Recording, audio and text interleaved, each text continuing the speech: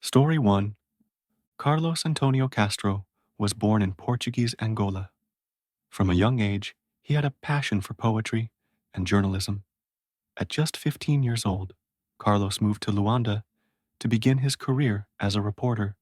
His star gradually rose until he became one of the most high profile TV personalities in the entire Portuguese speaking world. Carlos worked in the media for 35 years, mostly covering lighthearted gossip and celebrity stories. In early 2011, his rich and storied life would come to a dark and violent end, shocking the wider journalist community and breaking the hearts of tens of thousands of adoring fans. During his life, Carlos Castro broke many big stories on musicians, actors, and other celebrities. Perhaps his biggest story was his own.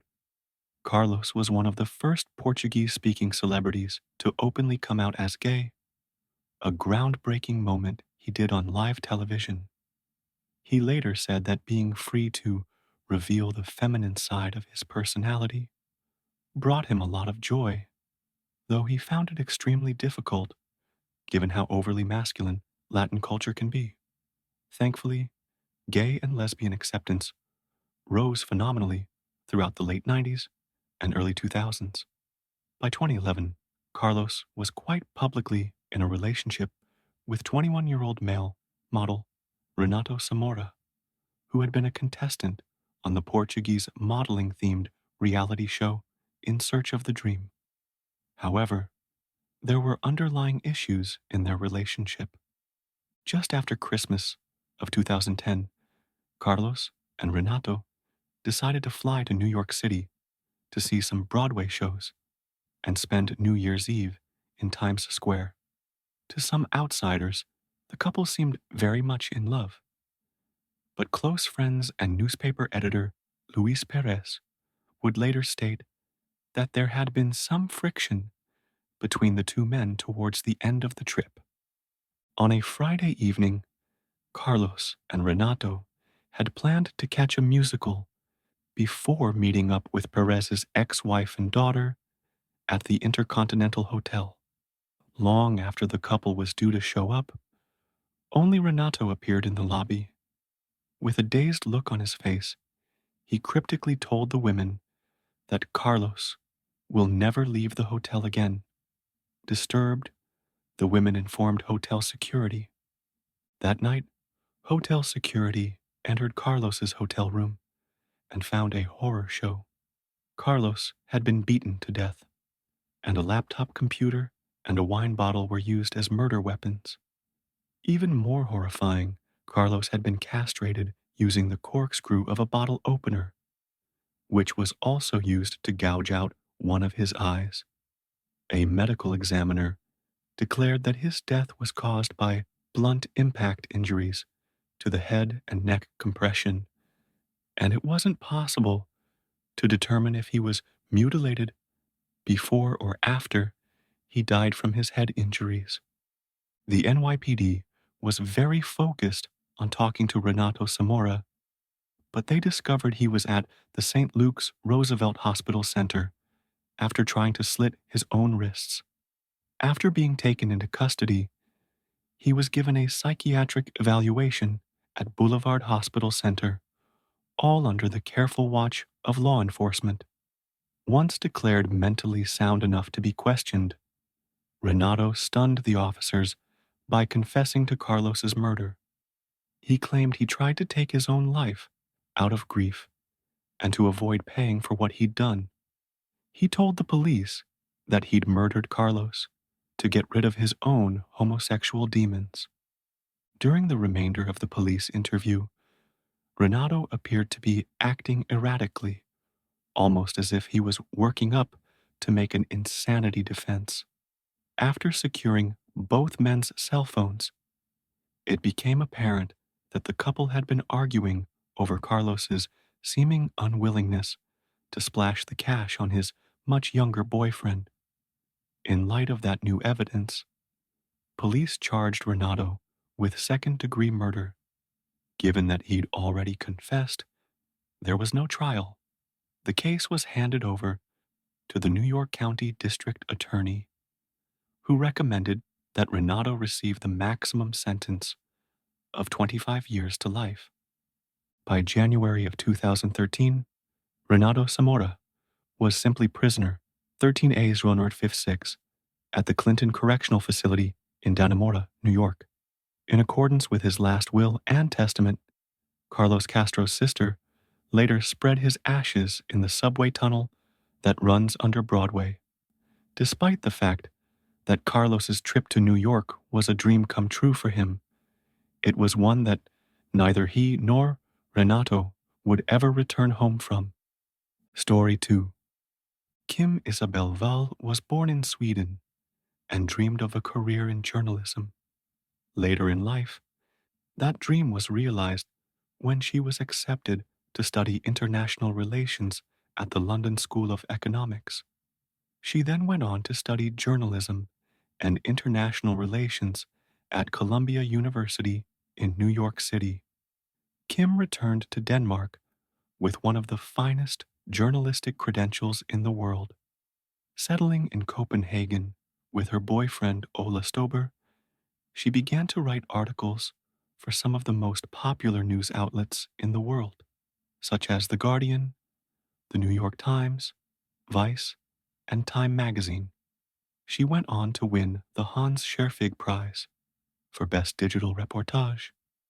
Kim Wall was destined to reach the very top of the journalistic career ladder.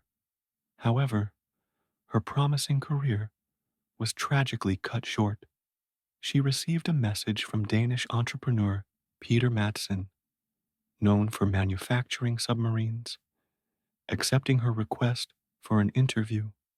The interview would take place aboard his personal midget submarine, the UC-3 Nautilus. Kim agreed to his terms, arranging a 2-hour interview beneath the Baltic Sea. Kim met with Madsen, and they set off to conduct the interview. Madsen's staff expected his return later that evening, but when the submarine failed to resurface on time, both Madsen's staff and Kim's loved ones urged the local police to launch a rescue operation. The following morning, the Nautilus was sighted, and Madsen was rescued. Kim Wall, however, was nowhere to be found.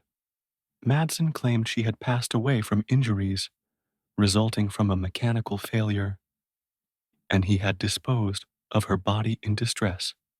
Danish police promptly arrested Madsen on charges of negligent manslaughter. During his interview, Madsen stated that he had rejected her body from the submarine.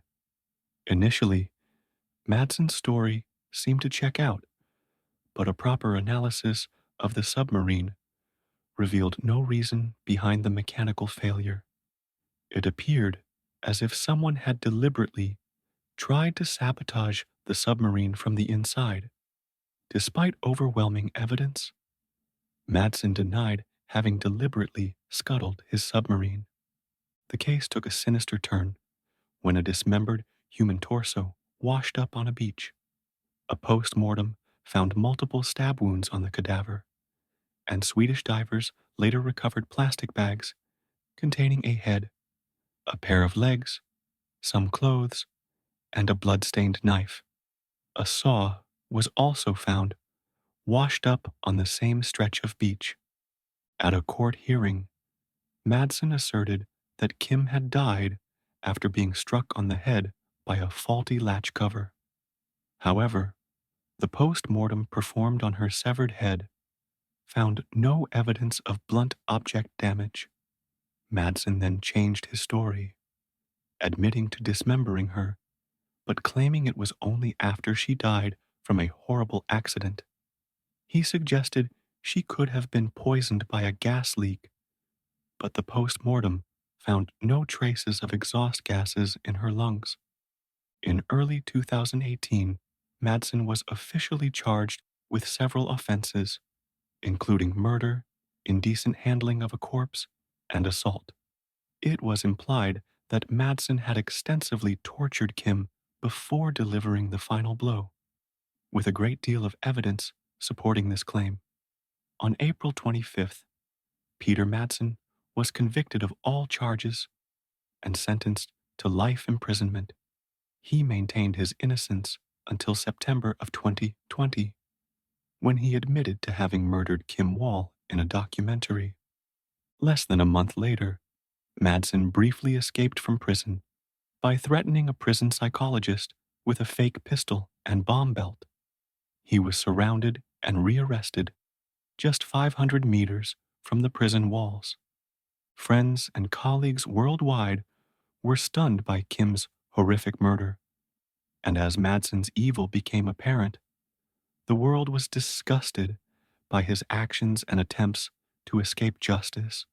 Following her death, Kim's friends and family started the Kim Wall Memorial Fund, a foundation designated to fund female reporters who cover stories of cultural value. Kim was posthumously nominated for Prix Europa's Outstanding Achievement Award, ensuring that long after her murder was forgotten, Kim would be fondly remembered by those who wish to follow in her footsteps. Story 3.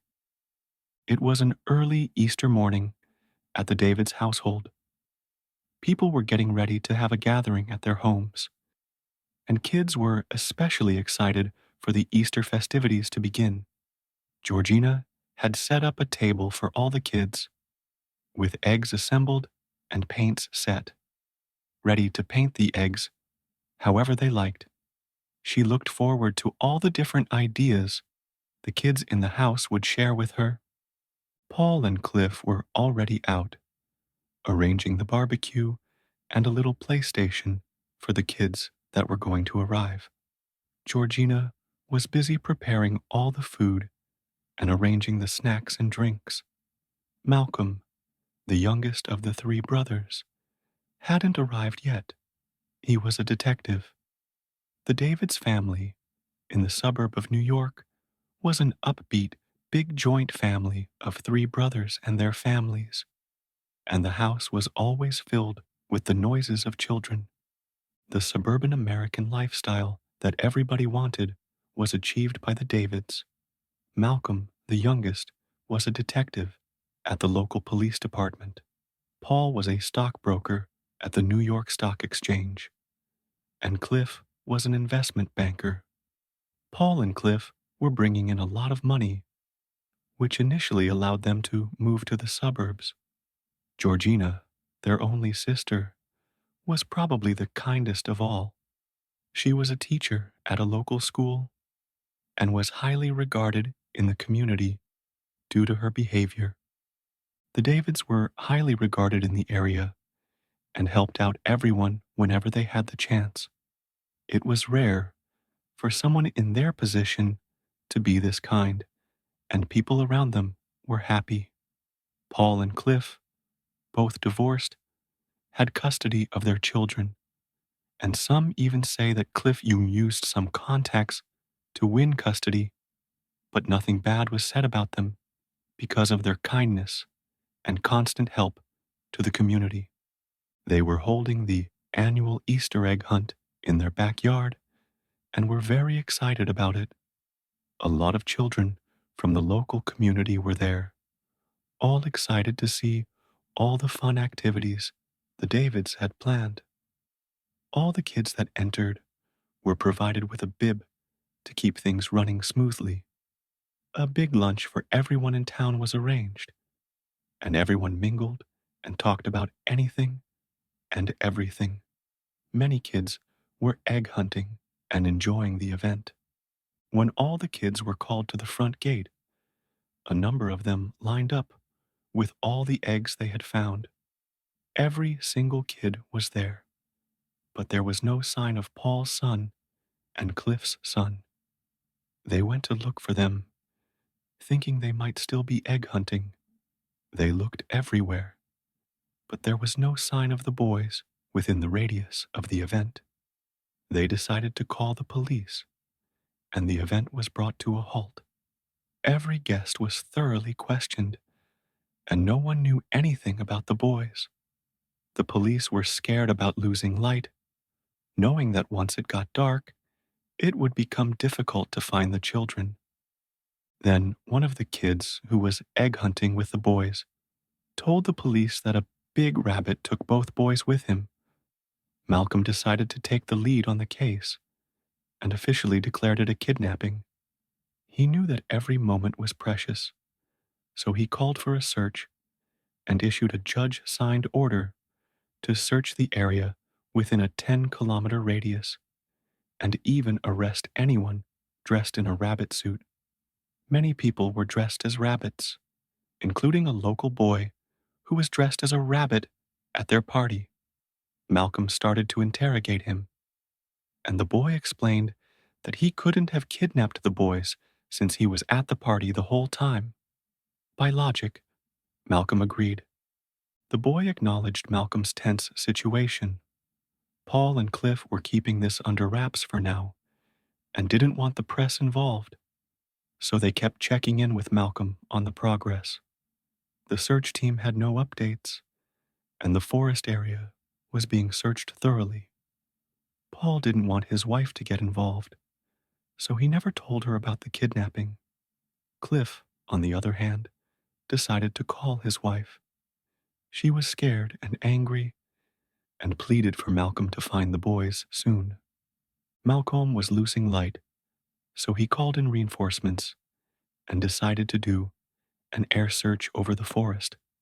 The search was unsuccessful, and it started raining, making the forest even more difficult to search. The search was not called off. Everyone in town was willing to look for the kids, regardless of the weather. As time went on, the search was put on hold. Everyone returned from the forest search, and the community stood by their side, willing to do everything possible. The night passed, and everyone was still wide awake, doing everything they could. Malcolm decided to run through every dress vendor in the block to see all the rabbit costume rentals. One by one, they started interrogating everyone who had a rabbit costume. But there was no luck. Everyone's alibi checked out, and there was no clue as to who the giant rabbit was. They decided to do another full sweep of the house, and surprisingly, in the basement, they found another rabbit costume. They sent it to forensics to get the prints, which didn't match anyone in the system. So, the next suspects were the people in the house that day. There were only 3 people with access to the basement: Paul, Georgina, and Malcolm. None of them seemed to be suspects, but Malcolm decided to get everyone's prints. 3 days passed with no clue as to where the kids were. They waited for the results on the prints from the costume found in the basement. It wasn't a match, meaning there was a 4th person in the basement. They were clueless about the intruder. In a surprising turn of events, one of the dry cleaners who rented the rabbit costume noticed an irregularity in his ledger. He said that the guy who was the Easter rabbit at David's party had rented out 2 different costumes. Malcolm showed the photographic evidence of the costume found in the basement, and the shopkeeper confirmed it was the same costume. Malcolm was pissed that he had let the man slip right through his fingers. They put an APB on the man and issued a nationwide arrest warrant. 3 days later, the guy was found in an alleyway in a completely different state, planning to escape the country. He was questioned after being brought in and agreed to have kidnapped the children, but he said he handed the children to a woman. The description of the woman matched that of Paul's wife. Their doubt became clear, and maybe this was why she never called back when Paul tried to inform her about the lost children. Malcolm took his SWAT team and decided to raid her house, but to his surprise, the house was empty. The case twisted even more. They brought in surveillance tapes from every bus station, railway station, and airport to see if they ever left the state, but there was no luck. Paul suggested Malcolm look for them at the family cabin in the forest up north. They moved, and it turned out to be a lead. There was no one there, but the ash in the fireplace seemed recent. Malcolm ordered an aerial thermal search of the area to detect any heat signatures. 2 hours after the big search, the helicopter picked up 3 heat signals from inside the river. Their biggest fear was coming alive. The rescue team and paramedics were called. After an hour, the body of one female, matching the description of Paul's wife, was found tied to that of 2 boys who matched the description of both Paul's son and Cliff's son. Their legs were tied to bricks. They were drained of blood from previously inflicted wounds, and later reports revealed the kids were dead before they were drowned. The woman, however, died from drowning. A suicide note was found, blaming Paul for the suicide. Paul couldn't bear the pain and was found hanging in his room. A day later, Cliff was destroyed, and the Davids were not the same happy family they once were. Malcolm turned to drinking, failed throughout his career, and was later suspended. The terrible suicide devastated the family, or so it seemed, until the same case was called in on Easter the following year. This time, it was the Fellers. What seemed like a suicide was now a case of a serial killer. The case of the Davids reopened, and Malcolm was put back on the case. This is how the story of the Easter Bunny killer started. Story 4. So back in 2015, I was a freshman in high school. One weekend, I went to my friend Andrew's house to meet up with other friends to go into DC. We had a great time in DC, but now it was getting dark outside, so we all started getting back on one of the trains. At first, it was all nothing unnerving until we stopped at the Bethesda station and 4 guys came in, singing obnoxiously loud and trying to intimidate people on the train. One of my friends, Gabby, was starting to get a bit scared. The loud singing woke up my friend Andrew, who immediately knew something was up, as did all my other friends. The final stop where we got off was the stop the 4 guys got off as well, but they were ahead of us, so we thought that it was over. After that, we started heading toward the parking lot, but my friend's mom wasn't there to pick us up, so we all stood there to wait. We were all talking in a circle. Then out of the blue, the 4 loud guys from earlier were walking towards us, but with more people this time. This now big group of people was walking around us, encircling us, trying to intimidate us. We didn't know what was going to happen, so we all stood there just to wait for them to make the first move. This group started another intimidation tactic, which was starting to low-key scare my friend Gabby and Kimmy, but we all didn't make the first move. They broke into our social circle and were getting close to all of us. Nevin was stepping on some of our shoes, and one of them said, "See, I like reading books." My friend Andrew was slowly pulling out, trying to hide the fact that he was pulling out a knife, and so was I. But one of them saw it. We were expecting a fight to start. But thankfully, they all realized this possible robbery attempt might not be easy because some of us weren't going to go without a fight. Thankfully, they all started heading away, but it was still a very unnerving experience. About a week later, a local news station posted on Twitter that a man was beaten to death and robbed at the same metro station. I still wonder to this day if that was the same group of people we had encountered a couple of weeks prior.